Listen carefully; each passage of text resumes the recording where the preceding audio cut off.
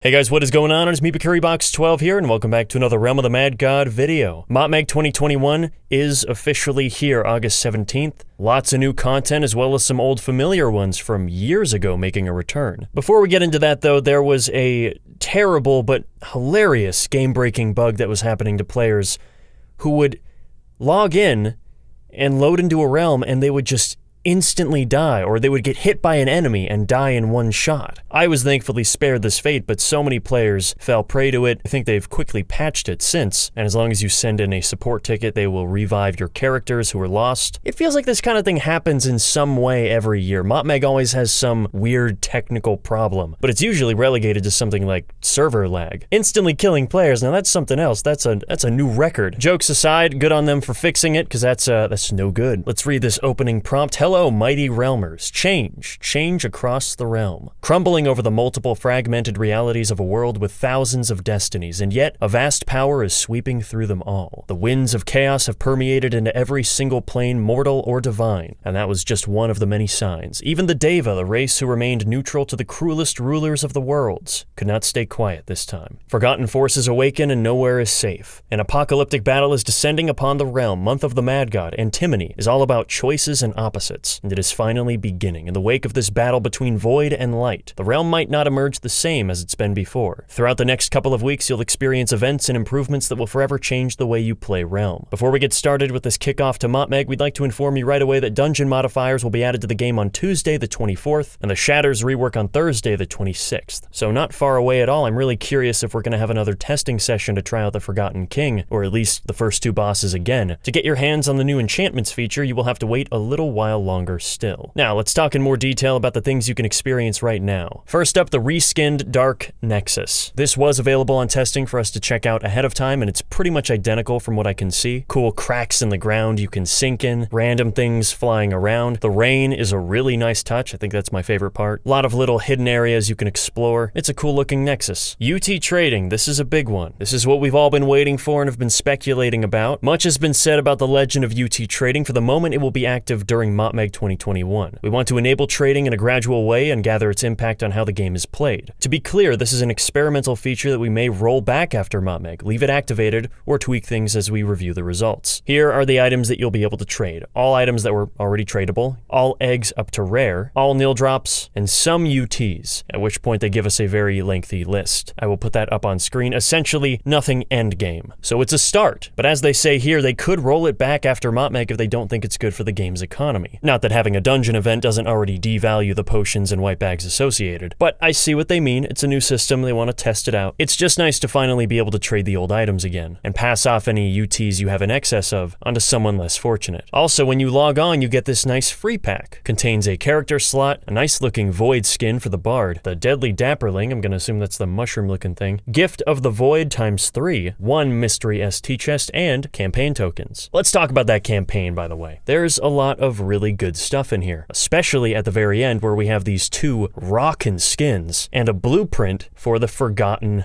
Crown. I can hear Sebchoof just roaring in the distance with disappointment, but that is one heck of an incentive if I've ever seen one. But all throughout the campaign we have these tiers of tokens: fragments, shards, and crystals, each belonging to the Void or the Deva. You can consume these for campaign points or exchange them in the Tinkerer as part of specific quests. So they want you to make a choice between campaign and Tinkerer. Ideally, you'd want to finish the campaign first and then turn in all the stuff to the Tinkerer afterwards, especially because a lot of the things you get in the campaign can be used for said quests, such as the weapons and garments of duality. Those will be used for getting the light and dark items I talked about on testing, the upgraded top reskins that are a part of that set. Also, they've brought back the Stone and Mad God tokens, now with the Antinomy theme, which for the first time in a few years can be used to acquire the very same Stone and Kingdom skins. Down here they give us some specifics on what's going to drop from where. It looks like it's not guaranteed what type of fragment you get. It can be either Void or Deva, but in the low tier dungeons like Pirate Cave, Forest Maze, all that, it's a 20% chance to get one, so not guaranteed, but a decent chance. Up in the mid-tier, Sprite World, Snake Pits, and whatnot, it's a guaranteed fragment and shard. In the higher tier, like Cemetery, Davy Jones, Ice Cave, the Aliens, you get a fragment, shard, and crystal. And then up in the end game, it changes up a bit. Crystal Cavern, Wine Cellar, Thicket, Shatters, Cultist, and Nest all give you 3 crystals, but no shards or fragments. Then Lost Halls and Orcs' Sanctuary give you 1 shard and 4 crystals. And then Encounters Not entirely sure what that is. You get 1 fragment shard and 1 crystal. I'm gonna guess those are event gods. Now you might be wondering what's the difference between going after Void or Deva shards, if they both count towards the campaign equally. Well, they've actually done something pretty cool here. So campaign tokens are directly related to skin battles. The classes have been divided into 2 sides. Void has Bard, Knight, Assassin, Samurai, Archer, Mystic, Priest, Necromancer, and Trickster, and Deva has Summoner, Huntress, Ninja, Rogue, Wizard, Sorcerer, Warrior, Paladin, and a small chance of an opposite token also dropping for the same class. So each week, they will count how many of each side's tokens are consumed, and depending on which side wins, that is the skin that we will all get for free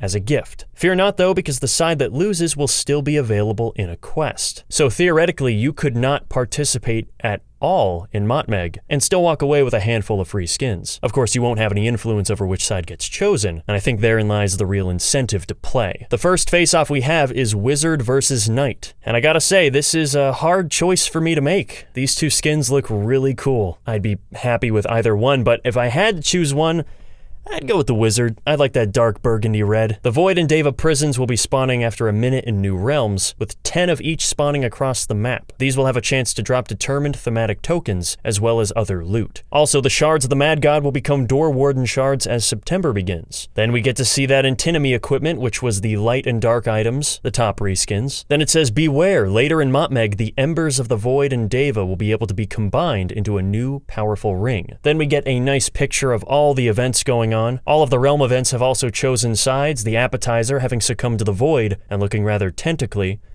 Will be spawning in realms from 17th of August until the 6th of September, and upon death, he will drop a portal to the Lost Halls. The Gardener and Glitch have also been consumed by the forces of the Void and will be spawning in realms according to the event calendar. So right away, we've already started with a Lost Halls event, both Cultist and the Void. Then Cursed Library, Third Dimension, Abyss of Demons, Shatters, Parasite Chambers, Undead Lair, Davy Jones Locker, Fungal Crystal Cavern, Puppet Master's Theater, Deadwater Docks, Nest, Ice Cave, Mountain Temple, Mad God Mayhem, and then in the final week at the end of September, Oryx's Sanctuary with free access. Those are all the event chests. Sprinkled in there, we also have 1.5 XP in loot. First with the Ancient Ruins, then Candyland Hunting Grounds, Mad Lab, and Ocean Trench. So MotMG is actually split into 2 campaigns. First is Antinomy Chaos, because Deca held an event where we got to choose which one we wanted to see first. 3-day grace period, and then on September 7th, Antinomy Light will start. So we don't have all of MotMG to grind for each campaign. Looking at about 3 weeks for each. In the realm, first we have the Appetizer up until September 7th, the Keeper until the 28th, the Gardener and Glitch are recurring, 2 times event whites happening yet again, September 5th to the 11th, and Heralds of the Void/Deva is all event. In the Tinkerer, they also say that the path of Void, Deva, and Duality will be updated every Tuesday and Friday, gradually increasing in the value of their requirements and rewards. You may choose to devote yourself to one path or to attempt to walk multiple. We get to see new pet food here, and there's actually quite a bit. The banana gives you 3,600 feed power. It's pretty hearty, I gotta say. Broccoli, despite being healthier, isn't even half that. I guess it's just not very filling. Deva Elixir with 9k feed power. Dark Ambrosia, 5,500. Deadly Dapperling, 2,800. French Toast, 19. Grapes of Heaven, 2k. Ice Cream, 3k. Mead, 1k. Protein Shake, 18,000 feed power. Ripe Pumpkin, 4,500. Sanctified Ambrosia, 6k. Solar Cupcake, 7,000. Space Jam, 8,000. And Void Venom at 6k. We then get to see some new cosmetics, that being new skins, and I need them now. Handful of bug fixes, and added a cancel button to the death screen so that you can select an already existing character. With that being said, welcome to MotMG 2021. We have more than our fair share of things to grind for, so I hope you guys are excited and actually able to participate. I know a lot of people are starting school around this time, but in any case, thank you guys so much for watching, and as always, don't forget to check out the next episode whenever I post it, which will probably be soon. Alright. See ya.